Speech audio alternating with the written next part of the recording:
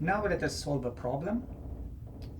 So we consider an ideal steam regenerative Rankine cycle with two feed water heaters. So here we have two of them, one closed and one open. Steam enters a turbine at 12.5 megapascal and 550 degrees C. So this is the maximal pressure, maximal temperature, and exhausts to the condenser at 10 kilopascal. This is the lowest pressure. Steam is extracted from the turbine at 0.8 megapascal for the closed feed water heater and at 0.3 megapascal for the open one. The feed water is heated to the condensation temperature of the extracted steam in the closed feed water heater. The extracted steam leaves the closed feed water heater as a saturated liquid, so meaning this is an ideal feed water heater, which is subsequently throttled to the open feed water heater. So basically what we are doing, we have a throttling valve going from the closed feed water heater to the open feed water heater. Now what we have to do, we have to show first the cycle on a TS diagram with respect to saturation lines, and we have to determine the mass flow rate of steam through the boiler for a net power output of 250 megawatts. So we are given the power. We know that the power is equal to the mass flow rate cross the work. So if we get the work and we know the power, we can get the mass flow rate. And B, the thermal efficiency of our cycle. So let us start by trying to sketch our TS diagram. On this side, you will see the sketch of our cycle with the respective numbers or states. The first thing we'll have to ask ourselves is how many pressure lines do we have, okay? To get the number of pressure lines, we have to look at the turbines, okay? What do we have? We have one inlet, a turbine corresponding to state 8, and we have 3 exits corresponding to state 9, 10, 11. So the different states will be at different pressures. So therefore, we know that we will have to sketch here 3 pressure lines or isobaric lines. 1, this is the second one, 2, and 3, and finally 4.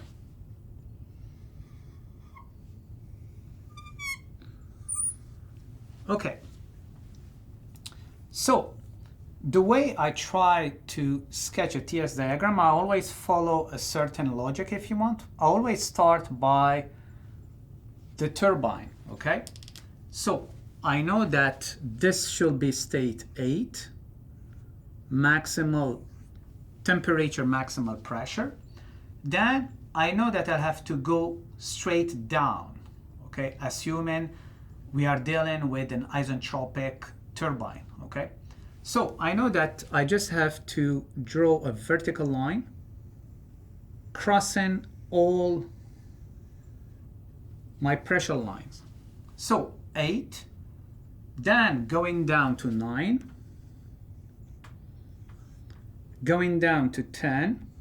This is a sketch, okay? So meaning that we don't know in advance if 10 will be in a mixture or superheated, okay? And anyways, we will always be given the enthalpies. So meaning that for us is just to sketch this, so therefore we have an idea on the different processes. And down to 11. 11 will be, in this case, the inlet of our condenser. So we are done with this. Now, the next step, after I'm done with the states corresponding to the turbine, what I do, I look at the different states before pumps. Why? Because I know that ideally, before a pump, we should have saturated liquid. Okay, so X is equal 0. So therefore, the points will be on the saturation line. How many pumps do we have? We have 2 of them. So the first one, corresponding to state 1, is at what pressure? It's at the pressure of the condenser. So meaning I know that this is state 1. Then I have a pump. Ideally, the process through a pump is isentropic, so I know I will go straight up. The only thing I don't know, where to stop. I know it will stop at state 2, and what's the pressure of state 2? This is now an open feed water heater. You remember that for an open feed water heater, all the pressures are the same, meaning that P2 is equal to P10 is equal to P3 and is equal to P7. So, meaning that this is the pressure P10, so I know that I will have to stop here. This is my state 2. Next one, I know that we have state 3 before a pump. We know that it has to be saturated liquid. What's the pressure of state 3? It's after the feed water heater. So open feed water heater, they all have the same pressure. So I know that state 3 has to have the same pressure as 10. Here is 3. Isentropic process through a pump leading us to state 4. Now we have to be careful because state 4 is the inlet of a closed feed water heater. In this case, the pressures are not the same, okay? Meaning that P4 will be ideally equal to P5 and P9 will be equal to P6, okay? So, but P4 is not equal to P9, okay? So, meaning that we go from state 4 up to state 5, and state 5 is the inlet of the boiler. Remember, ideal process through a boiler is isobaric, so therefore P5 is equal to P8. So point 3 goes up but doesn't stop here. It stops at the maximal pressure. And here is our state 4. So we have 1, 2, 3, 4. We're missing 0.6 and 0.7, right? And 0.5. So 0.5 is at the exit of a feed water heater. We said that ideally, in an ideal feed water heater, we should have saturated liquid, okay? So ideally, it will be this point. It can be, if it's not ideal, somewhere here on this line, okay? I can just put it here if I want. And from 6 to 7, what do we have between 6 and 7? We have a valve. The process, the ideal process through a valve is isenthalpic, so we know that the enthalpy remains constant between 6 and 7. And what do we know about state 6? Is that state 6 is at the same pressure as 9, okay, because this is a closed feed water heater, okay? So, therefore, we have here state 6. We transferred all our energy from 9 to 6. This is the maximum we can get. And then it's an isenthalpic process, okay? Isentropic lines on a TS diagram are curved line like this. So meaning that we'll have to go down this way. Where do we stop? We stop at the pressure 7. 7 is an inlet to an open feed water heater. Again, open feed water heater, all the pressures are the same. So P7 is equal to P3 is equal to P2 is equal to P10, okay? So therefore, I will be stopping somewhere here. And this will be state 7. Okay? So now we have all the states, 1, 2, 3, 4, 5, 6, 7, 8, 9, 10, 11. So I repeat, like the way I try, the process I try to use is I start with all the states regarding the turbine. The turbine would give me the number of pressure lines. I start with the different processes here. Then I care about the states before the pumps, okay? Then knowing the states before pumps, I know that the process through a pump ideally is isentropic, so I go straight up and I have to figure out where to stop. Okay, this will give me 2 and 4. And then for the rest, this is at the exit of feed water heater, so ideally it will be saturated liquid. The process through a valve is isenthalpic, so it's curved down. And here this is a mix, so therefore I just increase now to state 5. It's important now to see the importance of adding feed water heaters. Without a feed water heater, here is the point at the inlet of our boiler. So meaning that this is all the Qn that we have to provide, all this. But thanks to the feed water heaters, the new inlet to the boiler is state 5, so this is this one. And you see how much we are saving. Now, only this is Qn. We are reducing Qn. We are also reducing the work net because we are stealing some steam from the turbine. But also, we are reducing Q out. Why? Because now it's not all the fraction of the water crossing our condenser is 1 minus y minus z fraction. Okay, we have less mass flow rate. So Q dot out is equal m dot cross Q out. We are reducing m dot, so therefore we are also reducing the heat rejected to the atmosphere. So we are asked to get 2 things. First, the mass flow rate, and the second thing, the thermal efficiency. What do we know? We know that our thermal efficiency is always equal to the power net over Q dot N, right? Remember that the power net is given, okay? So we have to get Q dot N. And the mass flow rate will be equal to the power net given over the work net, okay, which will be ultimately the work of the turbine.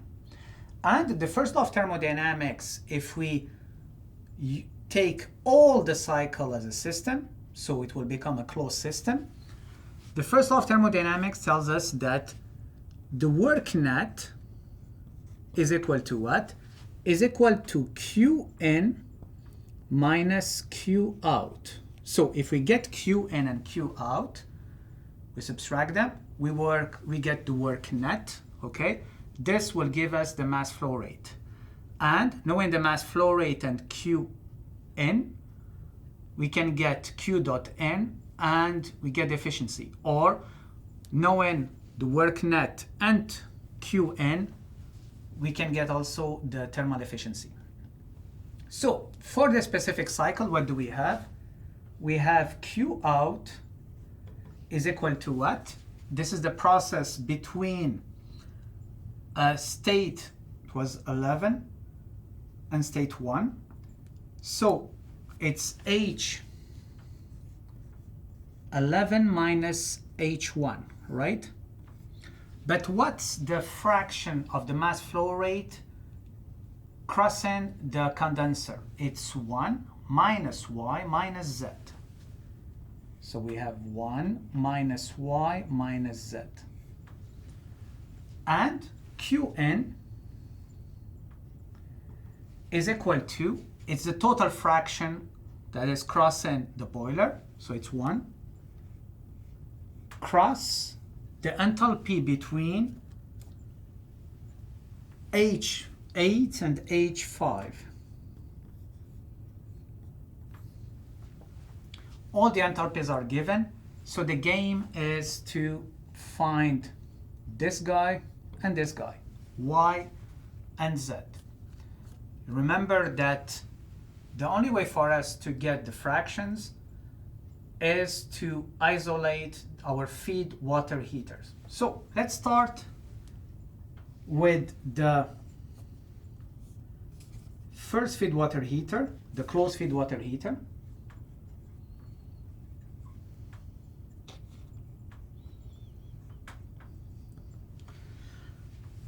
If we look at the closed feed water heater and we apply the first law of thermodynamics in terms of fractions, what do we get? We get that Y cross H9 minus H6 is equal to H5 minus H4.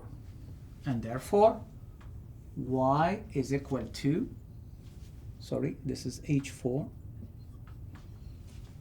is equal to H5 minus H4 over H9 minus H6. Knowing the different enthalpies, we get the value of 0.0753. The next one is to get the value of Z. To get the value of Z, we have to isolate, in this case, the open feed water heater.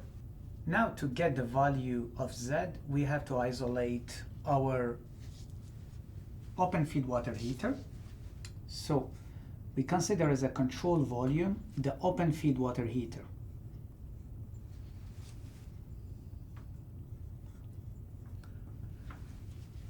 So here I will be using a more systematic approach where let's sketch first our open feed water heater. You can do the same way for the closed feed water heater.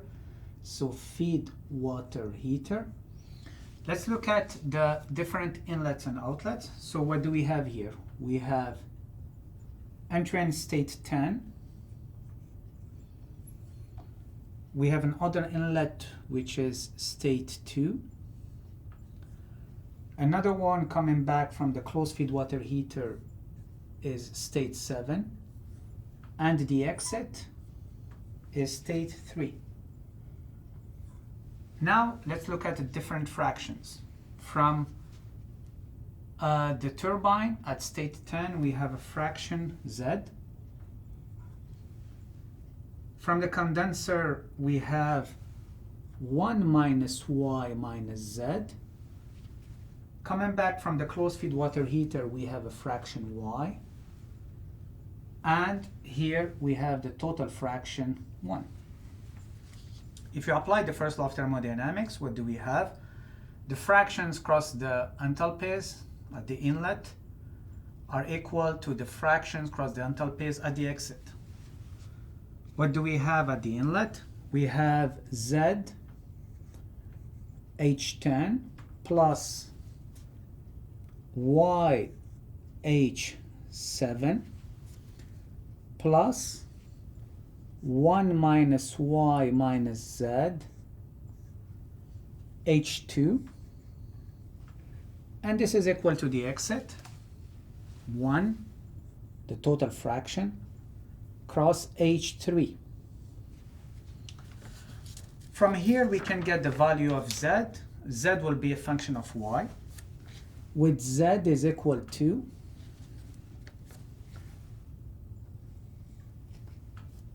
H3 minus H2 minus Y cross H7 minus H2, and all this over H10 minus H2. And this will give us a value of Z is equal to 0.1381. This is for Z, and the value of Y was 0.0753. So now we know Y, we know Z, okay? We know all the enthalpies. So then we can get Q in, we can get Q out. We subtract them to get the work net, okay? The work net will be equal to 1,249 kilojoules per kilograms. We know the power 250 megawatts. We divide this by this work. It will give us m dot. M dot will be equal to 200.2 kilograms per second. And since we know the work net and Qn, we can calculate the thermal efficiency. And interestingly enough, our thermal efficiency will be 45.4%. Well, this is quite high compared to the first values we got for a simple Rankine cycle. Remember, for a simple Rankine cycle, we had thermal efficiencies around 30 to 35%, okay?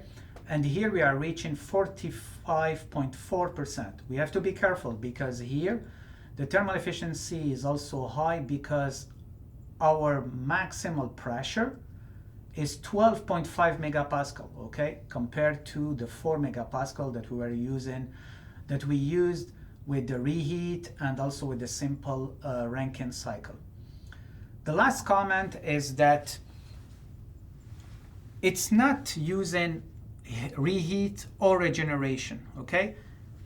In a real steam power cycle, typically we will have reheat and regeneration, and this will allow us to increase the thermal efficiency and thereby reducing, in this case, our Qn.